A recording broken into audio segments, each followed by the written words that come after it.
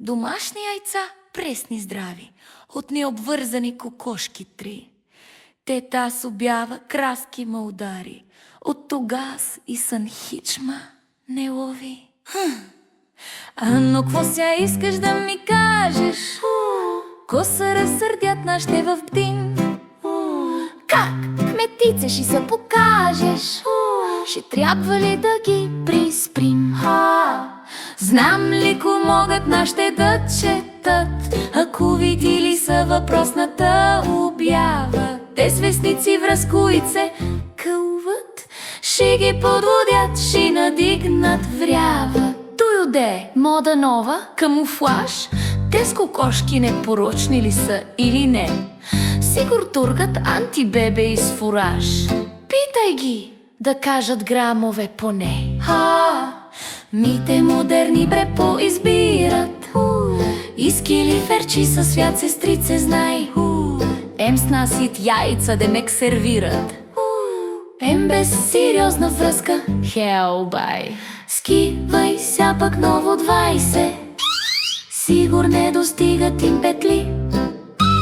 Де отишли са, не знай се, ано детектив да викнем ли? Съкън, не раздухва ми проблеми.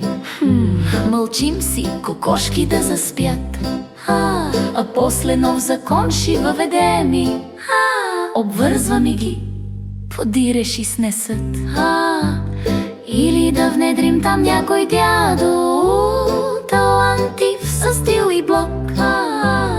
Даваме му срок до сряда да раздей победен флаг. Куни достигат ни обдим петли, това обвързването може и с дядо. То по документ е само не боли. Мъжко бол при нас, арно, благо. Ако има доброволци тука, пред кметството да се наредят, до изворчето дед бълбука, благослови ги, ано, да вървят. Благослови е лесно, ама друго ми влези у главата, чак засяда.